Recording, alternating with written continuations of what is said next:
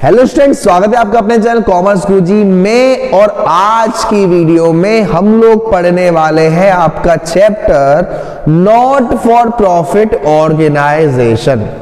कौन सा sir? Not for profit organisation. ये चैप्टर आपके क्लास 12th में भी है, बीकॉम में भी है, सीए फाउंडेशन में भी है, जगह जगह है ये चैप्टर। बहुत दिक्कत देता है सर ये चैप्टर, इसीलिए तो आए हैं कि आपका ये चैप्टर वन शॉट वीडियो में आपके दिमाग में घुस जाए। अगर आपके टूथपेस्ट में नमक, माफ करना, फ्लो में चला जाता हूं। अगर आप इनमें से, जो कि डिस्क्रिप्शन में दे रखा है, इंस्टाग्राम, फेसबुक, व्हाट्सएप, कुछ भी यूज करते हो तो डिस्क्रिप्शन में हर चीज का लिंक मिल जाएगा, वहां पर जाके मेरे को फॉलो कर लीजिएगा, ऊपर वाला आपका भला करेगा। नॉट फॉर प्रॉफिट ऑर्गेनाइजेशन में मतलब वो ऑर्गेनाइजेशन जो प्रॉफिट कमाने के लिए नहीं बनी। तो सर वो क्या करने के लिए बनी है? वो ठलुआ तो है नहीं। जैसे स्कूल्स हैं, गवर्नमेंट हॉस्पिटल्स हैं, मंदिर है, स्पोर्ट्स क्लब है, ये सब हमारे क्या होते हैं? ये सब हमारे एनपीओ होते हैं, नॉट फॉर प्रॉफिट ऑर्गेनाइजेशन। तो इनमें जो हमारा जो पहला अकाउंट हम मेंटेन करते हैं उस अकाउंट को कहते हैं रिसिप्ट एंड पेमेंट अकाउंट। ये बच्चों इतना इजी है कि बच्चे कहते हैं इसे तो हम सोते में भी कर देंगे। क्यों?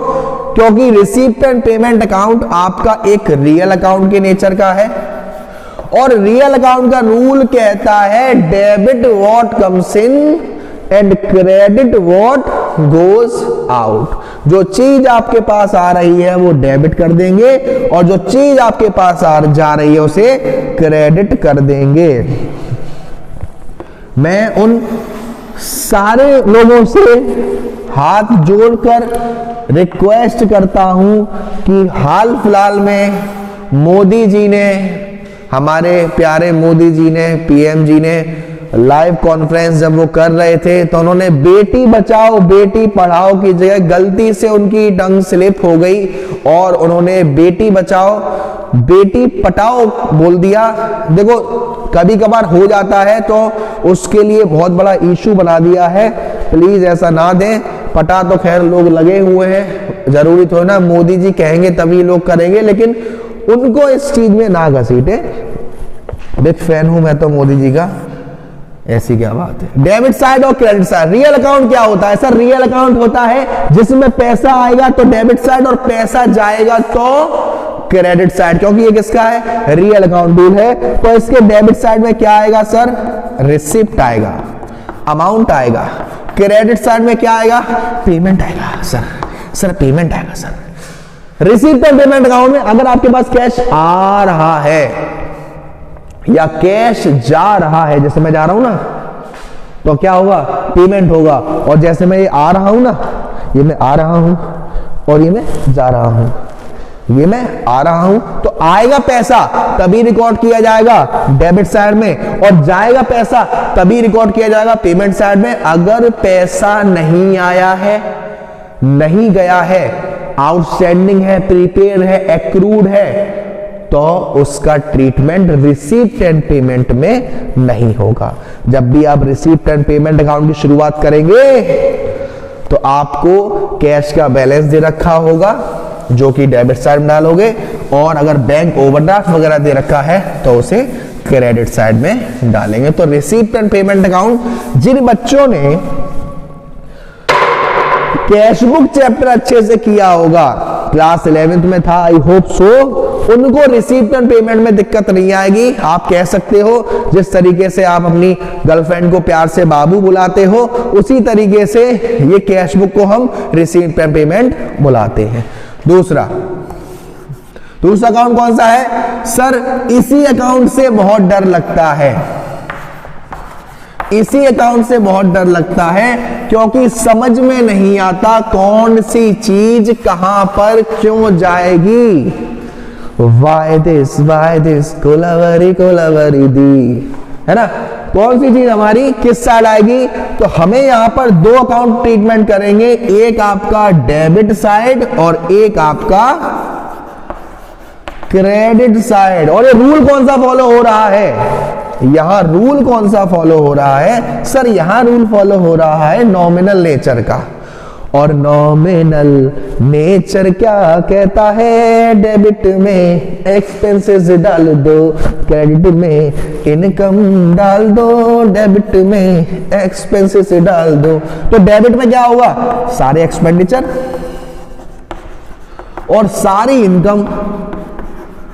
अगर ऐसा होता कि सारे खर्चे हम डेबिट साइड में डाल देते और सारी इनकम हम क्रेडिट साइड में डाल देते, सारे खर्चे डेबिट में और सारी इनकम क्रेडिट में, तो ये बहुत इजी होता। लेकिन इनकम एंड एक्सपेंडिचर अकाउंट, पहली बात तो ये, जो तू टिकटॉक करती, अरे सॉरी बेटा, पहली बात तो ये कि इसमें सिर्फ उस ही ईयर से मतलब है जिस ईयर का आप इनकम एंड एक्सपेंडिचर अकाउंट बना रहे हो। और दूसरी बात, इसमें सिर्फ रेवेन्यू एक्सपेंडिचर आता है।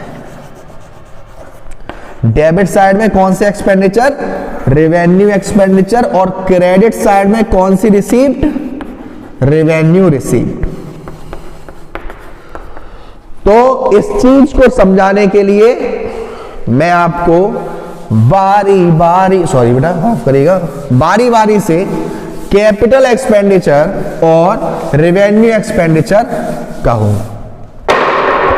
कैपिटल एक्सपेंडिचर और रेवेन्यू एक्सपेंडिचर के बारे में समझाऊंगा। कैसे? देखो, कैपिटल एक्सपेंडिचर वो एक्सपेंडिचर है जिस खर्चे को आपने एक बार कर दिया, हाल फिलहाल उस खर्चे को नहीं करना, उसका बेनिफिट आपको लंबे समय तक मिलेगा। जैसे कि शादी का खर्चा। शादी रोज होती है? नहीं होती सर, हाल फिलहाल एक बार हो जाती है तो नहीं होती, लेकिन हमारे इंडिया में ट्रेंड चल रहा है, बहुत सारे डाइवोर्सेस हो रहे हैं। तो कैपिटल एक्सपेंडिचर का पहचानने का तरीका, ये वो खर्चा है जिस खर्चे को आपने एक बार कर दिया, उसका बेनिफिट आपको लंबे समय तक मिलेगा, पहला फीचर। दूसरा, इस खर्चे को करने से आपकी जो एसेट्स होगी या लायबिलिटी होगी उस पर फर्क पड़ेगा। तीसरा फीचर, ये रिकरिंग नेचर का नहीं होता, बार बार, हाँ नहीं, बार बार नहीं करना पड़ेगा। और ये वो खर्चे होंगे जो बिजनेस का साइकिल है, जो काम बिजनेस में होता है उससे अलग है, उसे हम क्या कहते हैं? Capital expenditure. तो आप कह सकते हो capital expenditure is equal to शादी में किया हुआ खर्चा। वही बात करूं मैं रेवेन्यू एक्सपेंडिचर की, तो रेवेन्यू एक्सपेंडिचर हमारे वो खर्चे होते हैं जिन खर्चों को आपको बार बार करना पड़ेगा, जिनका बेनिफिट 1 महीने या 3 महीने या 6 महीने या ज्यादा से ज्यादा 1 साल तक चलेगा। जैसे कि आपकी बाबू सोना को आप खर्चे करते हो, वो रिकरिंग नेचर के, आपको खुद नहीं पता कब कौन सा खर्चा आपकी चांद पे आ जाए और आपके साथ टाटा हो जाए। तो रेवेन्यू एक्सपेंडिचर हमारे किस नेचर का है सर? रिकरिंग नेचर का है, बार बार करना पड़ेगा। इस खर्चे को करने से आपकी एसेट्स और लायबिलिटी नहीं बनती। बाबू पर खर्चा करोगे, बाबू का पता ही नहीं है, आज है कल नहीं है, तो इसीलिए रेवेन्यू एक्सपेंडिचर पर खर्चा करोगे तो आपके बिजनेस की कोई भी एसेट्स और लायबिलिटी नहीं बनेगी।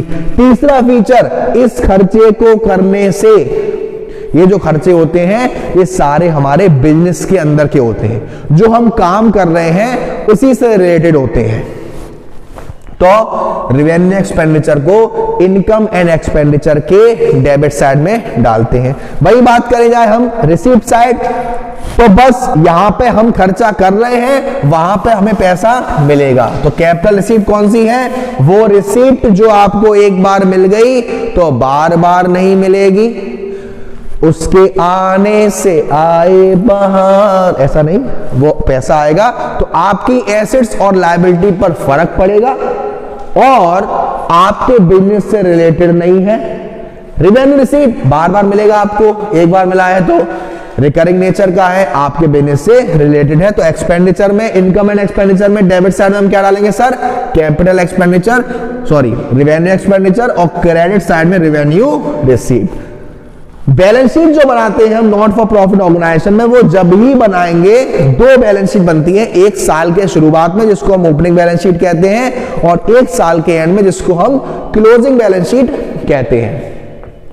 ओपनिंग बैलेंस शीट आप जब ही बनाओगे जब क्वेश्चन में आपको कैपिटल फंड नहीं दे रखा, और अगर आपको कैपिटल फंड दे रखा है तो आप लोग सिर्फ एक ही बैलेंस शीट बनाओगे जिसको हम कहते हैं क्लोजिंग बैलेंस शीट। तो अभी मैं आपको कुछ टर्म्स वगैरह बता देता हूं जिनमें थोड़ी दिक्कत होती है बच्चों को। जैसे कि आपको कोई खर्चा दे रखा है, वो इनकम एंड एक्सपेंडिचर में आता है, जैसे सैलरी है, रेंट है, पोस्टेज एंड टेलीग्राफ है, इंटरेस्ट पेड है, इंश्योरेंस प्रीमियम है, और इसमें अगर आपको आउटस्टैंडिंग दे रखा है तो वो प्लस होगा, प्रीपेड दे रखा है तो वो लेस होगा। आउटस्टैंडिंग यानी खर्चा पेड करना था, पेड नहीं करा, और प्रीपेड पहले से ही पेड कर दिया। कुछ डोनेशंस होते हैं, कुछ फंड्स होते हैं। डोनेशन अगर आपको दे रखी है लेकिन वो नहीं दे रखा कि किस पर्पस से है, सिर्फ डोनेशन लिखा हुआ है, पैसा आ रहा है तो हम इनकम एंड एक्सपेंडिचर में इनकम साइड में डाल दें, क्रेडिट साइड में, लेकिन लिखा हुआ है donation for building, donation for swimming pool, donation for girlfriend, अरे सॉरी गर्लफ्रेंड नहीं, गलती हो गई, डोनेशन फॉर बिल्डिंग, तो ये आपको मालूम है इस चीज के लिए आपको डोनेशन मिल रही है, तो ये इनकम एंड एक्सपेंडिचर में नहीं आएगी, कहां आएगी, बैलेंस शीट में। ऐसे ही फंड, अगर आपको मैच एक्सपेंसेस दे रखा है, टूर्नामेंट एक्सपेंसेस दे रखा है और इससे रिलेटेड अगर फंड भी दे रखा है तो वो इनकम एंड एक्सपेंडिचर में नहीं आएगी। कब आएगी, जब आप मैच फंड, जो बनता कैसे, लायबिलिटी में डालेंगे हम इस मैच फंड को, और अगर इस पे इन्वेस्टमेंट किया है तो उसे एसेट साइड में डालेंगे। मैच फंड से रिलेटेड सारे खर्चे इसमें से माइनस और सारे फायदे इसमें प्लस, और उसको करने के बाद हम देखते हैं कि हमारा ये जो आंसर आ रहा है वो प्लस में आ रहा है या माइनस में आ रहा है। अगर आंसर प्लस में आ रहा है तो वो यही रहेगा, अगर आंसर माइनस में चला गया तो वो माइनस का अमाउंट इनकम एंड एक्सपेंडिचर में, एक्सपेंडिचर साइड में डाल देंगे। ठीक है, फिर एक आपके टॉपिक आते हैं जैसे कि लाइफ मेंबरशिप फीस। नाम से ही समझ में आ रहा है, लाइफ मेंबरशिप फीस एक बार आपने दे दी तो बार बार नहीं देनी, तो ये किस नेचर की है सर, एक कैपिटल रिसीट नेचर की है। एंट्रेंस फीस बार बार देनी पड़ेगी, एडमिशन फीस बार बार देनी पड़ेगी, सब्सक्रिप्शन बार बार देना पड़ेगा, ठीक है ना। लेकिन क्वेश्चन में कभी कभी बोलेगा आपसे होनोरेरियम क्या होता है, लीगेसी क्या होती है। लीगेसी का मतलब क्या होता है, कोई आपके एनपीओ का ही मेंबर था, उसकी डेथ हो गई और उसने विल बनाई और विल से उसको पैसा मिला, तो कोई बार बार तो मरेगा नहीं सर। तो लीगेसी हमारी क्या है, कैपिटल रिसीप्ट है, इनकम एंड एक्सपेंडिचर में नहीं आएगी। हॉनोरेरियम क्या होता है, कोई पर्सन आपके लिए आया कहीं से बाहर से, उसने आपकी तारीफ कर दी और उस तारीफ से आपके मजे आ गए, आपने कहीं मौज कर दी और आपने उसे कुछ पैसा दिया, ये आपके बिजनेस से ही रिलेटेड है, ठीक है ना, रेवेन्यू एक्सपेंडिचर है, ठीक है ना। डिपेंड करता है कि आपको मिली है या आपने पेड किया है। फिर एक लास्ट टॉपिक हम बात कर लेते हैं सब्सक्रिप्शन की। देखो सब्सक्रिप्शन आपने नाम तो सुना हुआ, आजकल आपने पता नहीं कौन कौन सी ऐपों का सब्सक्रिप्शन ले रखा है, मैं जिक्र नहीं करूंगा, आप खुद जानते हैं कौन कौन सी ऐपों का सब्सक्रिप्शन ले लेते हो आप लोग, बताना मत किसी को, राज की बात है। तो सब्सक्रिप्शन में क्या होता है कि मैंने आपको बताया कि इनकम एंड एक्सपेंडिचर में हमें सिर्फ उस अकाउंट से मतलब है जिस अकाउंट की बात हो रही है, ठीक है ना, उस अकाउंट से मतलब है जिस अकाउंट की बात हो रही है, जिस ईयर की बात हो रही है। मान लो बात हो रही है 2016 की, 31 मार्च 2016, तो गधे से भी और कान में पूछोगे कि बेटा फाइनेंशियल ईयर क्या होता है, तो गधा कहेगा 1 अप्रैल से लेके 31 मार्च तक। कितने, तो 31 मार्च 2016 यानी कि 1 अप्रैल 2015 से लेकर 31 मार्च 2016 तक। तो सब्सक्रिप्शन आपको पहले इसी ईयर का लेना है, आपको क्वेश्चन में दे रखा है सब्सक्रिप्शन रिसीट, वो आपने डाल दिया। अब आपसे क्वेश्चन में गए outstanding subscription in the beginning of year, साल की शुरुआत में ही आपको कुछ सब्सक्रिप्शन आउटस्टैंडिंग दे रखा है। क्या ये इस साल का है, नहीं सर, साल की शुरू में ही आउटस्टैंडिंग है तो पिछली साल का होगा, तो आउटस्टैंडिंग एट द बिगिनिंग क्या हो जाएगा, लेस हो जाएगा। सर अगर क्लोजिंग आउटस्टैंडिंग होगा, outstanding at the end of the year, तो वो प्लस हो जाएगा क्योंकि वो इसी साल का आउटस्टैंडिंग है, या सॉरी बिगिनिंग होगा, ठीक है ना। ऐसे ही subscription received in advance in the beginning, जब हम किसी को एडवांस देते हैं तो आप आने वाली सर्विसेज के लिए देते हो कि भाई फ्यूचर में हम आपसे बेनिफिट्स लेंगे, तो सब्सक्रिप्शन जब साल के शुरुआत में मिल जाएगा तो उसे प्लस करेंगे, साल के एंड में मिलेगा तो उसको लेस करेंगे। और अगर आपसे क्वेश्चन में पूछा है कि आपको निकालना है सब्सक्रिप्शन रिसीट का अमाउंट, आपसे ये नहीं पूछा कि इनकम एंड एक्सपेंडिचर में, इनकम साइड में क्रेडिट में सब्सक्रिप्शन कितना आएगा, तब तो ऐसा करेंगे। अगर ऐसा नहीं पूछा है तो जस्ट इसका उल्टा कर देंगे। उम्मीद करता हूं आपको वीडियो पसंद आई होगी। वीडियो पसंद आई हो तो वीडियो को लाइक शेयर सब्सक्राइब करना नहीं भूलिएगा, चैनल को सब्सक्राइब करना नहीं भूलिएगा, और अब तक चैनल को सब्सक्राइब नहीं किया है तो प्लीज कर दो। मिलते हैं आपसे अगली वीडियो में।